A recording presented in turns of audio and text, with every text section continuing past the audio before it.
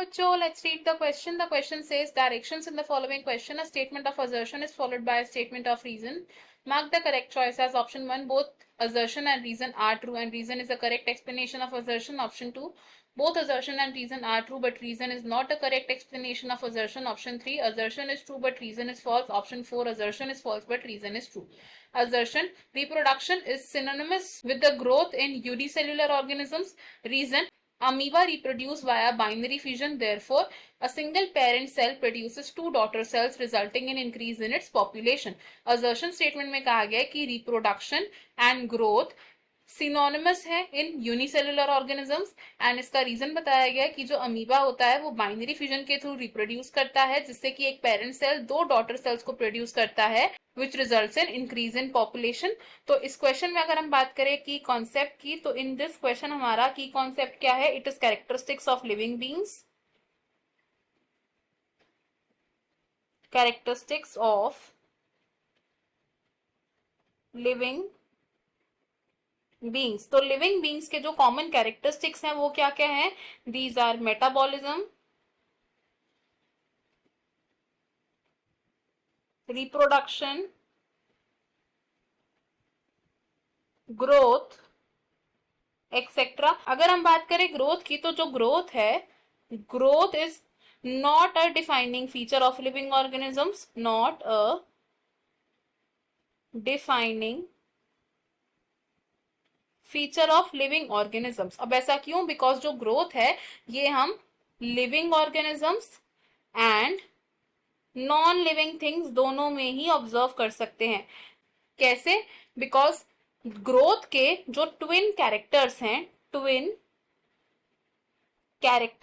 Growth के, वो क्या है? It is the increase in mass, and second character क्या है? It is in the increase in number of organisms. तो जो नॉन लिविंग थिंग्स हैं ये हमें एक्सट्रिंसिक ग्रोथ शो करते हैं, विच मीन सिर्फ मास में इंक्रीज शो करते हैं. जिसका एग्जांपल हो सकता है एक पाइल ऑफ सैंड. अगर हम एक पाइल ऑफ सैंड की बात करें तो उस पाइल में अगर और सैंड पार्टिकल्स एड ऑन होते रहेंगे तो वो एक्सट्रिंसिक ग्रोथ शो करेगा हमें.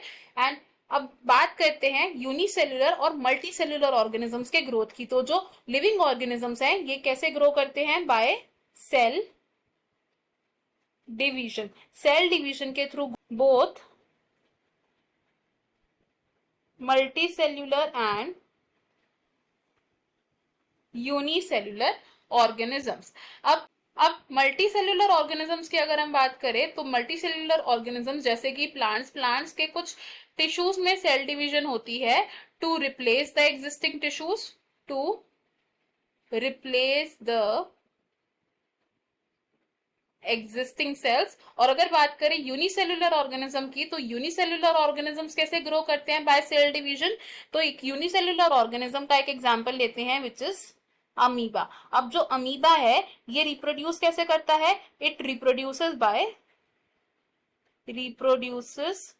Bye binary fission. और बाइनरी फिजन क्या है? एक ऐसा एसेक्सुअल मोड ऑफ रिप्रोडक्शन है जिसमें एक पेरेंट सेल क्या करता है? It divides into two daughter cells. अब अगर डायग्रामेटिकली देखें तो ये क्या है? एक अमीबा है. अब ये जो पेरेंट सेल है ये क्या करेगा? बाइनरी फिजन से डिवाइड करेगा इनटू टू डॉटर सेल्स. तो इससे हम क्या देख रहे हैं कि क्या क्या हो रहा है यहाँ पे? एक तो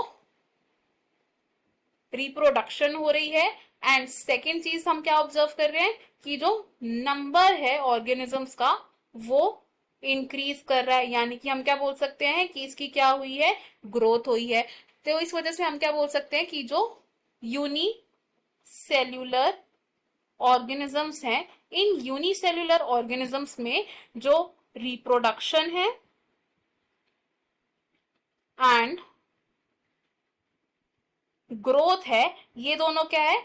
दीज आर द सिनोनिम्स। तो अगर हम अपने असर्शन और रीजन स्टेटमेंट देखें तो इस क्वेश्चन में हमारी जो असर्शन स्टेटमेंट है वो भी करेक्ट है, रीजन स्टेटमेंट भी करेक्ट है एंड रीजन करेक्टली एक्सप्लेन कर पा रहा है असर्शन को, तो हमारा करेक्ट आंसर है यहाँ पर option number 1। Option 2, option 3 and option 4 हो जाएंगे रॉन्ग। हमारा फाइनल आंसर है option number 1। I hope you have understood it well. Best of luck. Thank you.